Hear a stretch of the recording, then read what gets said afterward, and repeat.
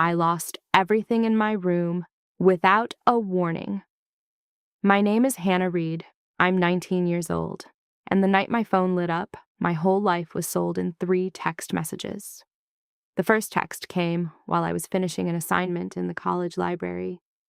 I sold your bed, computer, desk, and the rest of your stuff in your room to help your cousin. For a second, I thought it was a bad joke. Then another text came, calm and simple. She needs the money to raise her baby, and family comes first. My hand started to shake as I stared at the screen. My computer, the one I had worked late shifts at the burger place to buy. My bed, my desk, the shelves I had built myself. My whole room, gone with a few taps of my mother's fingers. I started typing so fast my fingers hurt. What am I supposed to sleep on when I come home? Where am I supposed to study? Her reply was like ice. If you don't like it, you can sleep in the box room. From now on, that bedroom is your cousin's. My ears rang. I felt like the room was spinning. I swallowed hard and typed one last message. At least tell me you didn't touch the necklace Grandma left me. I stared at the 3 little dots as she was typing, praying she would say no. It's sold. Got $250 for it, she wrote. No sorry, no pause, nothing. Something inside me snapped. I grabbed my car keys, walked straight past my classmates, and headed to the parking lot. Oh, I didn't even feel the cold night air as I drove. There was only one person who had ever really tried to protect me from my mother's family-first excuses, my grandfather. 2 hours later, I was sitting in his driveway when my phone started blowing up with calls and messages from my mom. What did you say to him? Where are you? Don't make this bigger than it is. Before I tell you what my grandfather did and how one conversation turned my whole family upside down, Aaron, tell me in the comments what time it is for you right now and where you're watching from. I want to see how far this story about family, betrayal, and quiet revenge can travel. By the time I turned off the engine in front of my grandfather's house, my cheeks were dry and tight with tears I couldn't even remember crying. The porch light was on, shining a warm square of yellow across the steps. This house was the only place that had ever really felt safe to me. I sat there for a few seconds, holding the steering wheel, hearing those messages again and again in my head. I sold your bed. Sleep in the box room. The necklace is sold for $250. 3 lines that told me exactly how much I was worth to my own mother. I forced myself to move. I walked up the steps and knocked twice. The door opened almost at once, like he had been standing right there. Han, he said, using the nickname only he used. Deep lines on his forehead grew deeper when he saw my face. What happened? That one question broke all the control I was trying to hold. I stepped past him into the hallway and the words poured out before he even closed the door. She sold my things, I choked. All of them. My bed, my computer, my desk, everything. And the necklace, the one you and Grandma gave me, she sold that too. He didn't interrupt. He just guided me into the living room, sat me on the couch, and let me talk. I told him about the texts, about how my mother always used the words family first when she really meant your cousin first, about all the years of being the strong one, the responsible one, the child who could be pushed aside just this once, again and again. As I talked, my brain kept jumping into little angry daydreams. In one daydream, I walked into my empty room with my phone camera, filmed everything, and posted it online with the title, My Mom Sold My Life for $250. In another, I took her to court. A judge would look at her and finally say the words I had wanted to hear my whole life. You were wrong. In a third, I packed my car with whatever I had left, drove away, and never answered her calls again. She would feel what it was like to be left alone. It was like a twisted map in my head, with arrows pointing to revenge, escape, and exposure. But I didn't know which path to choose. She told me I could live in the box room like an old suitcase, I finished, my voice breaking. And she didn't even ask before selling your necklace. My grandfather's eyes hardened in a way I had almost never seen. She sold the necklace? He repeated slowly.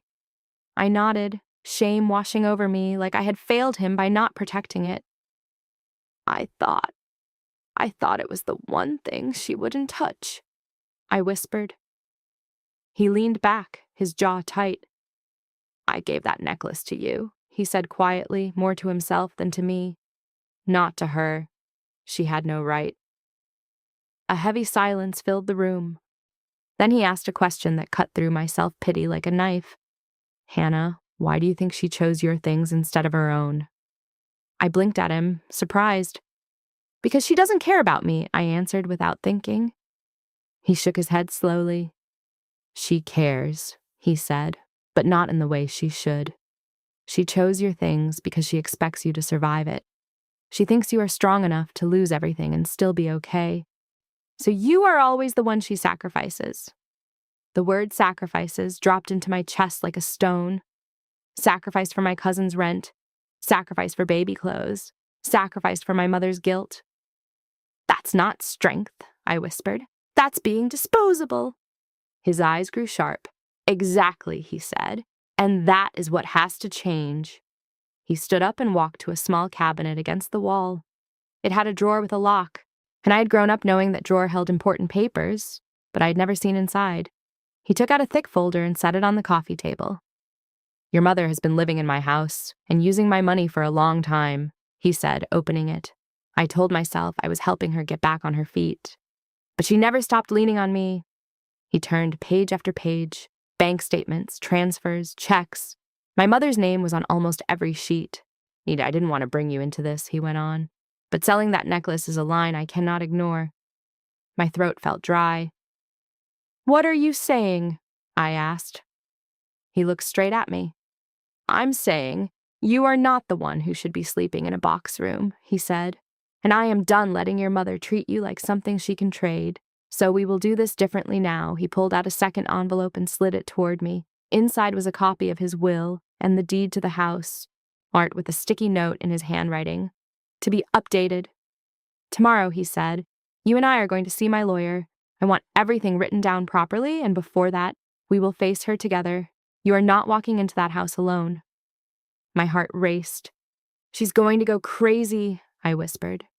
She always says I'm ungrateful when I say anything she doesn't like. Then let her shout, he replied calmly. She has been shouting over your life for years. This time, we will speak with facts. He paused. But I need you to choose something tonight, he added. Do you want to try to fix your relationship with her, or do you want to protect yourself, even if it means losing it? That question hung in the air like a heavy weight. I had never allowed myself to think it so clearly that protecting myself might mean stepping away from my own mother. Can it be both? I asked quietly. We can try, he said. But from now on, we start with protecting you. As he spoke, my phone buzzed on the table, another message from my mom. Why aren't you answering? Your cousin is crying. You're making everything harder. I stared at the screen and then flipped my phone over so it lay face down. For the first time in my life, I didn't feel forced to reply. If you were in my place, sitting there with proof that your own mother used you like a piggy bank, what would you do first? Confront her, expose her, or walk away? The next afternoon, we drove into the driveway of the house I was supposed to call home, though it had felt more like a storage unit for other people's problems for years. My grandfather stopped the car and looked at me. Remember, he said, you don't have to yell to be strong. Let the truth speak for you. My stomach twisted, but I nodded. We walked up the front path together. This time, I was not the child walking behind. I was the one holding a folder of screenshots. I ran to your grandpa and cried. She ran to your grandpa and cried. She snapped, not even greeting him. Really, Hannah? How childish. The old me would have shrunk away. Instead, I moved aside and let my grandfather step in first. Lena, he said, using her name in a voice I'd never heard him use with her before. Cold. Firm. And we need to talk about the things you sold that did not belong to you. She rolled her eyes. Oh, here we go, she said. You're going to take her side now? You know how hard it's been for Mia. She has a baby. Hannah is an adult. She can buy another bed. I took out my phone, my hand surprisingly calm.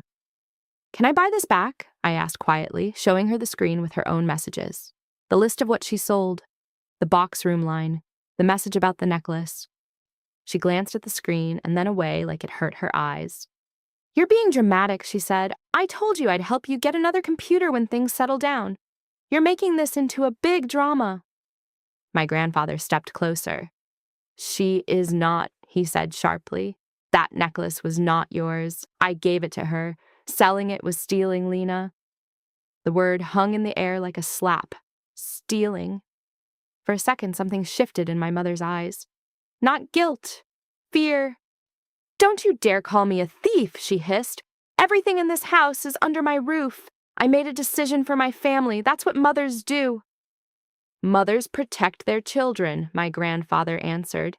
"They do not empty their rooms and call it love when it is really control."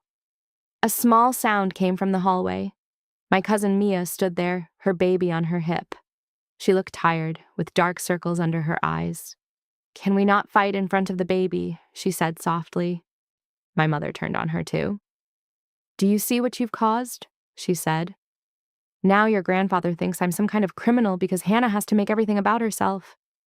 Mia's face twisted in confusion. "Did you know she sold my things?" I asked quietly.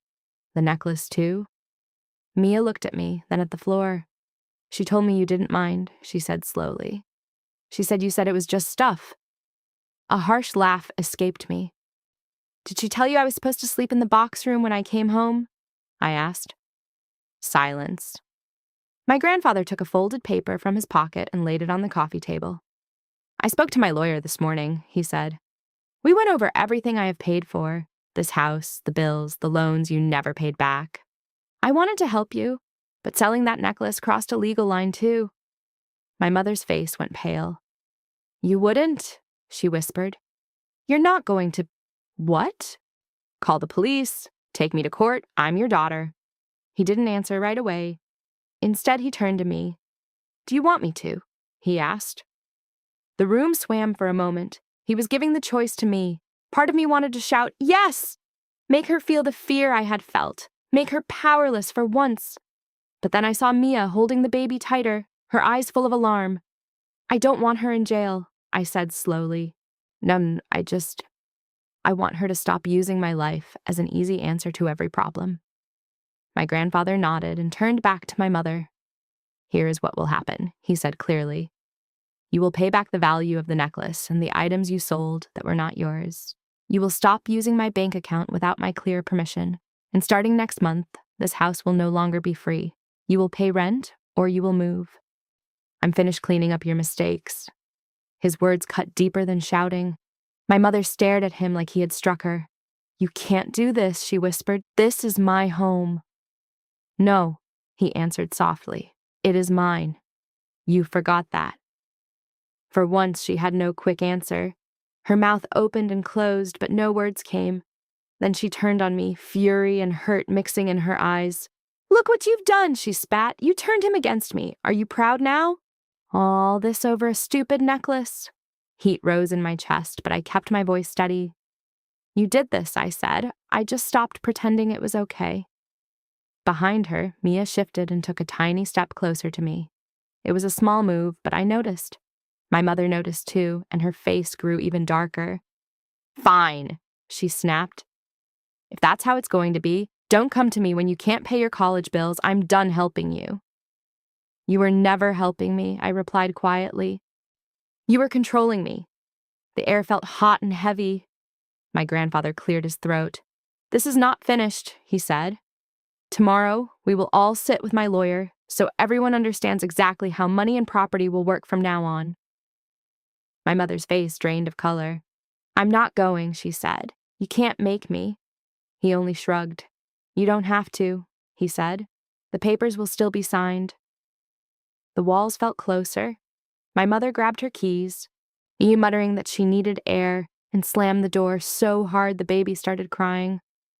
As Mia rocked her child, tears slid silently down her cheeks. She looked at me like she was seeing me for the first time. "I didn't know," she whispered, "about any of this." "You weren't meant to know," I said. "She only tells each of us the part that makes her look like the hero." My phone buzzed again. A new message from my mother. "If you do this, don't ever call me Mom again." I stared at the words, to a cold feeling spreading through my chest. Tomorrow, everything we had talked about would be written in ink. Who owned what? Who owed what, and where I stood in this family. If you knew that signing those papers might change your relationship with your own mother forever, would you still go to that meeting? The law office was quieter than I expected. No shouting, no judge, just the soft noise of a printer and pens moving over paper. Still, my heart felt like a drum. My grandfather, she ignores problems, they go away. The she ignores problems, they go away. The lawyer gave a small, polite smile. The documents do not depend on her being here, he said, but it is better if she hears them. 5 minutes before the appointment, the door opened. My mother walked in, wearing sunglasses even though we were inside, like she needed a shield. Now it told me. Some accounts would go into a trust in my name. The will would change. The house my mother lived in would be under a rental agreement, not free. This is crazy, my mother cut in, her voice loud. You are giving my child more control than your own daughter. I am giving responsibility to the person who has shown she can handle it, my grandfather answered calmly. You have had many years to do the same. The lawyer slid a paper toward her. This shows the plan to pay back the value of the items that were not legally yours, he said, including the necklace. She picked it up, scanned it, then let out a sharp, bitter laugh.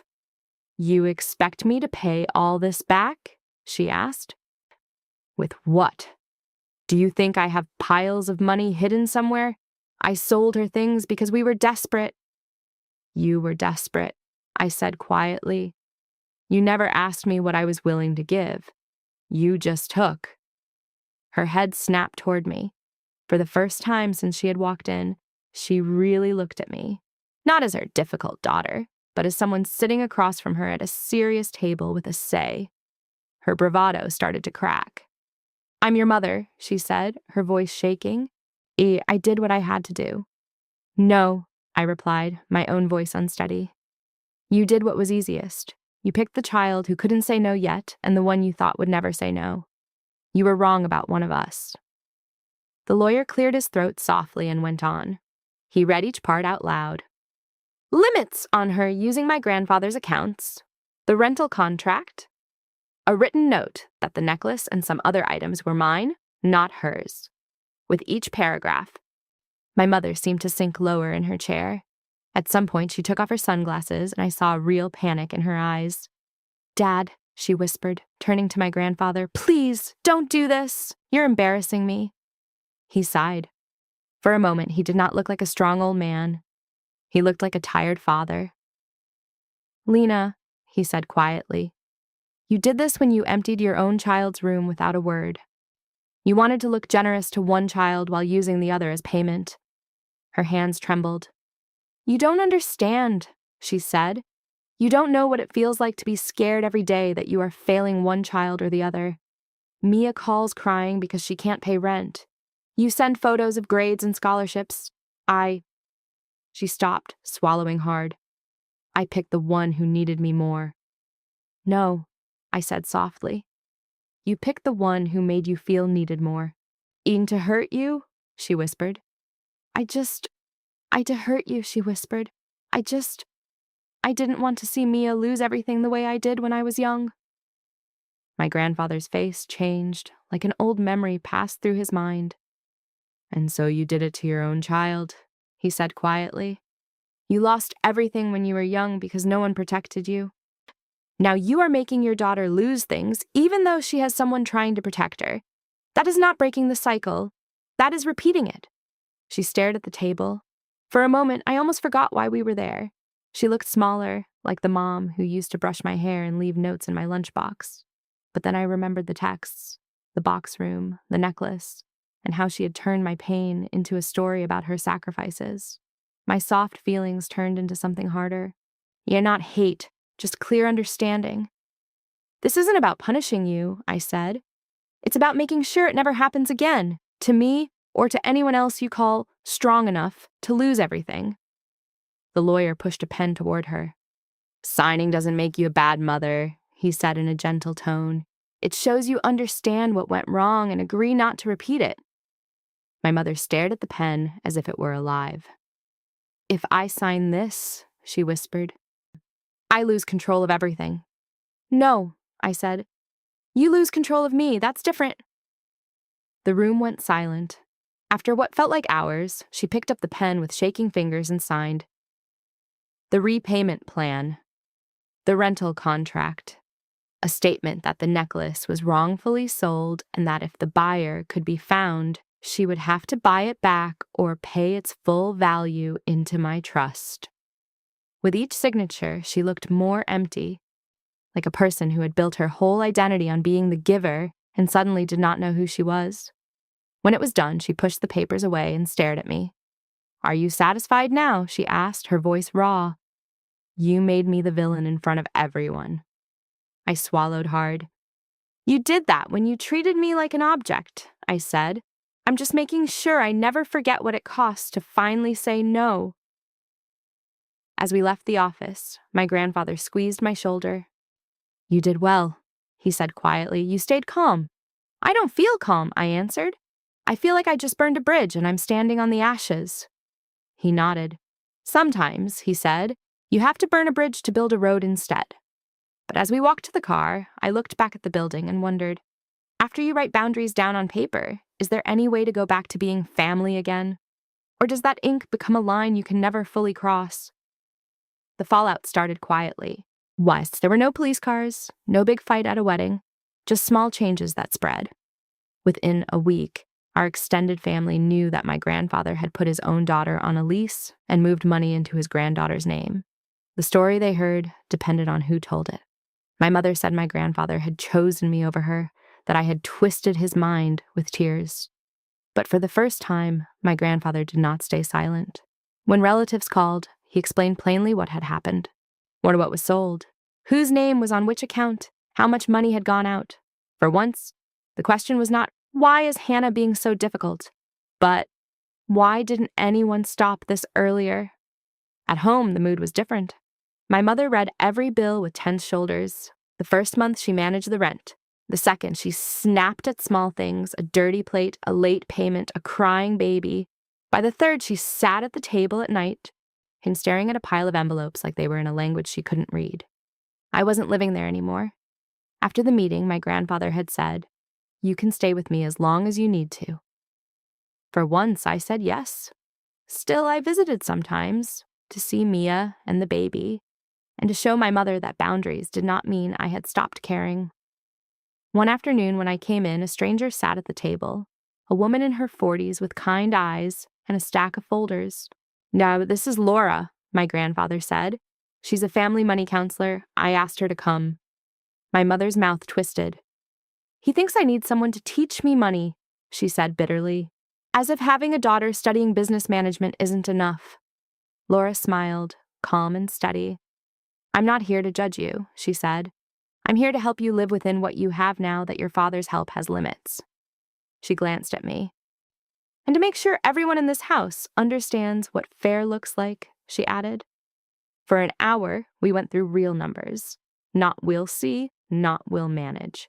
Just rent, light bill, food, baby needs, debt. My mother fought almost every idea. Cutting the fancy TV package, stopping impulse shopping, asking Mia to cover part of the bills. "I can't just stop helping her," she protested. "She has a baby." "No one is saying stop," Laura replied gently. "We're saying you cannot help her by taking from someone else without asking. That is not help. That is harm." She turned to me. "Hannah," she said, "do you feel like your needs have been treated as equal in this house?" Her question was simple, but it hit hard. I looked at my mother, who kept her eyes on the table. "No," I said slowly. "I feel like my needs were always up for trade, and my cousin's needs were untouchable." For a few seconds, the only sound was the baby's soft breathing. My mother's face crumpled. "You don't know how guilty I feel when I can't help Mia," she whispered. "When I see her struggle, I remember being 19 with you, and no one answered my calls. I promised myself I would never let someone I love go through that." I had heard bits of that story my whole life. Nights she went hungry, jobs she lost, people who turned away, but this was the first time she linked that pain to what she had done to me. "So, you decided you would always pick up the phone for her," I said, "even if it meant not picking it up for me." Laura nodded slowly. "That happens a lot," she said. "People who were hurt try so hard to fix that old hurt, they end up hurting someone new the same way." We spent the rest of the session making a firm plan, splitting costs fairly, setting clear limits, building a budget that did not imagine my grandfather as an endless backup. For every line on the page, my mother argued, "You really think I saw you as disposable? You really think I saw you as disposable?" she asked in a small voice. The old me would have rushed to comfort her. "Of course not. I know you love me." But love without truth had brought us exactly here. "I think you saw me as someone who would always understand," I said. "Someone who would always forgive and never leave." She swallowed. "And now?" she asked. "Now," I said carefully, "I still love you, but I won't let you hurt me so you can feel like a good mother to someone else." She winced but didn't argue. That night, driving back to my grandfather's house, I realized something important. Revenge, for me, did not look like destroying her life. It looked like forcing her to finally live with limits. Money limits, emotional limits, parent limits. It looked like saying no and not taking it back when she cried. But I still wondered, can someone who learned love only through sacrifice ever learn to love without always needing a victim? Months passed. From the outside, my life looked simple. I lived with my grandfather. I went to classes. I worked part-time at a small design studio. I came home to a room no one could sell and a computer no one could touch. Inside, the change was bigger. Because I finally felt safe, my brain had space for more than just surviving. In one class, we got a project. Make something about money and power inside families. The topic made my stomach twist, but it also lit a fire. For the first time, I had words for what I'd always called helping out. It had been something else. Family financial abuse. I made a short video. I told the story of a girl whose things were sold for family. I changed names and details. I didn't say it was me. At the end, I added a voiceover about how family first can turn into you last when people use it the wrong way. I uploaded it as an unlisted video so my teacher could watch easily. Then I forgot about it. Until one night, a message popped up on my phone. "Your video has been shared 500 times. I blinked. Somehow someone had screen recorded it and posted it on another platform. By the end of the week, it had hundreds of thousands of views. Comments filled the screen. This is my mom. I thought I was just ungrateful. Now I see it. Please talk more about this. We need this." People weren't calling the girl in the video selfish. They were saying thank you. At first, I panicked. What if my mother saw it and knew? But as I read comment after comment, my fear changed into something else. A strange kind of justice. My story wasn't just about me anymore. It was a light shining on something many families kept in the dark. The next time I went to my mother's house, I saw the changes at once. There were fewer brand-name snacks in the kitchen. The giant flat-screen TV was gone, replaced by a smaller one from the garage. The fancy coffee machine was missing. Consequences again. Not from my grandfather this time, but from numbers on a page. "You look good," my mother said stiffly when I walked in. She glanced at my work clothes and the simple but new bag I had saved for. "Busy." "I am," I said. "School, work?" "No, for class," I said. "About money problems for class," I said. "About money problems in families." It kind of went viral. Her face froze. "Is it about me?" she asked quietly. "It's about a pattern," I said. "About parents who use their kids' things and future as a way to solve every problem." "So yes," she snapped. "It's about me. You told the whole world I'm a monster." My chest hurt, but I kept my voice even. "I never used your name," I said. "I changed details. But if you see yourself in it, maybe that tells you something." She turned away, arms crossed. "Do you know what people will think of me if they find out?" she whispered. "Do you know what people thought of me before? That I was a good mother who gave everything?" "Do you know what people thought of me?" I asked. They saw me working extra hours while my stay-at-home mom always had money for my cousin's emergencies, but not for my books. She was quiet. "People are talking," she said finally, "about that video. They don't know it's you, but they're guessing. Suddenly, everyone is asking if I've been fair to you."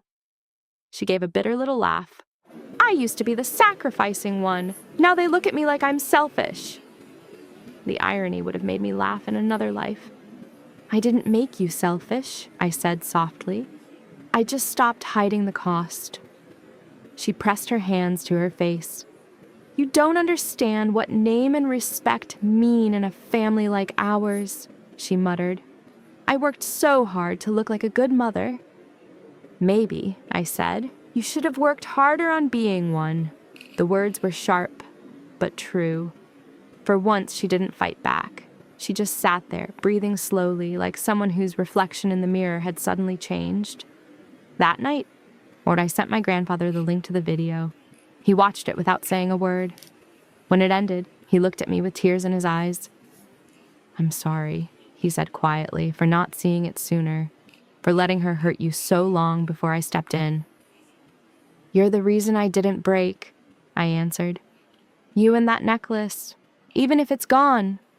He smiled sadly. The necklace was only metal and stone, he said. Or the real gift is this. You learned early that your worth isn't measured by what others can take from you. As the video spread, more and more people wrote to me. Some asked for advice, some just wanted to be heard. I wasn't a therapist or a lawyer, but I knew how it felt to be called ungrateful for wanting basic respect. So I answered, one message at a time. Slowly, a small community formed around a simple idea: family does not excuse using someone. A year after the text that started everything, I climbed the same front steps again. Once I'd come here as a scared 18-year-old, then as an angry 19-year-old, then as a careful visitor. This time there was a moving truck in the driveway. My mother stood on the porch, arms crossed, watching men carry the last boxes. The house behind her looked strange and empty, like a stage after the show ends. So, it's really happening, I said quietly. She jumped a little. Now, Mia found a place closer to her job, so she's leaving too. She let out a dry laugh. Looks like the box room is all that's left now. There was no joy in me. No, I told you so. Just a deep, dull ache. Where will you go? I asked. A small flat across town, she said. Cheaper, no yard, no big family home speeches. She glanced at me. He's putting this house fully into your trust, you know, she added. It'll be yours. I know, I said. He told me.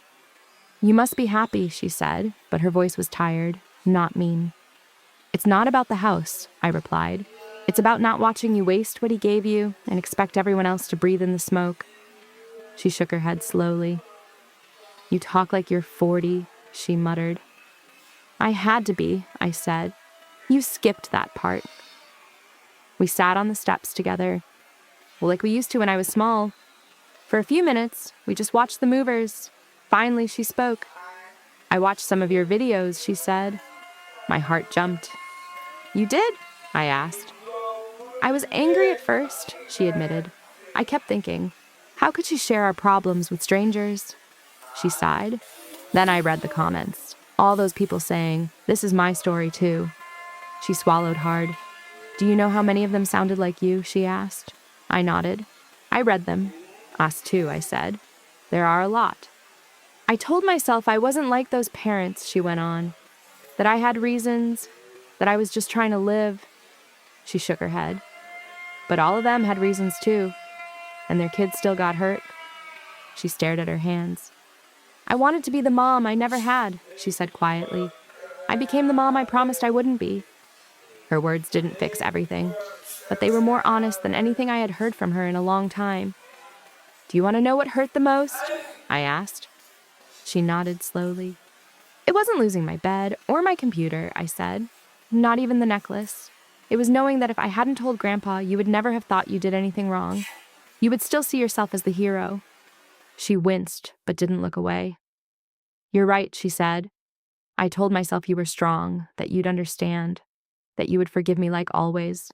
Yet I used your strength as an excuse to be weak where it mattered most.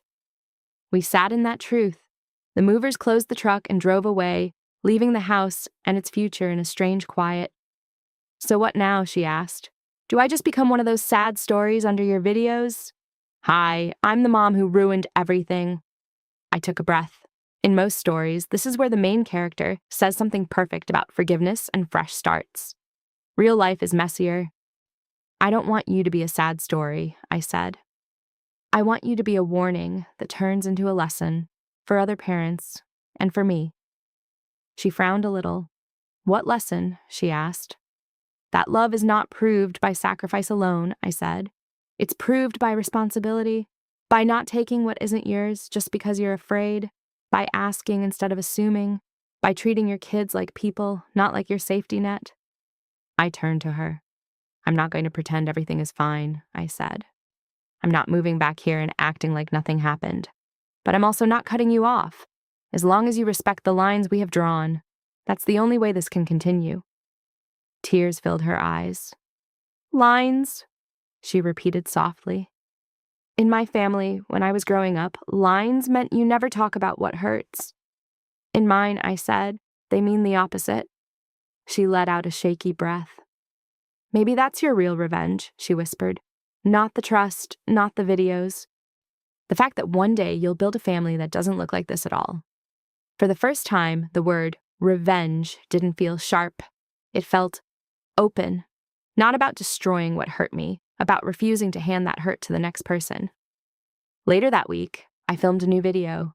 Not a list of my mother's mistakes, not a proud speech about money and houses, just me sitting at my grandfather's kitchen table. And I told the story of a girl whose room was sold for family. A girl who thought she was wrong for feeling used because everyone said she was lucky to have a sacrificing mother. I talked about the difference between help and control, between support and using, between survival and slowly breaking someone. Then I said the one thing I wish someone had told me at 16. You are not ungrateful for wanting your things, your future, and your peace to belong to you. You are not selfish for setting limits with people who mix love with ownership, even if they are your parents. Protecting yourself is not betraying your family. It is refusing to betray yourself. When I pressed post, I didn't stay to read the comments. I went outside where my grandfather was watering the small garden. You're quiet, he said. You usually talk a lot after you record. It's strange, I answered. For the first time, it doesn't feel like I'm telling a revenge story. What does it feel like? He asked. A recovery story, I said. In this one, the revenge is just not playing the old game anymore. He nodded. That, he said, is a story worth telling. Somewhere across town, my mother was unpacking boxes in a smaller flat, learning to live without money she did not earn. Mia was taking care of her baby in a place under her own name. And I was here, finally living a life that was not standing on the broken pieces of my own sacrifices. Did my mother change completely? No. People don't rewrite their whole selves in a year. She still sometimes said, after all I've done for you, or compared me to my cousin. But each time I stopped her, each time I reminded her and myself that love without limits is not love. It is need dressed up as care, maybe in the end. And that's the question the story leaves for you. When your family mistakes your patience for permission, your silence for agreement, and your sacrifices for their right, how long will you let them write your role before you pick up the pen and start changing the script yourself?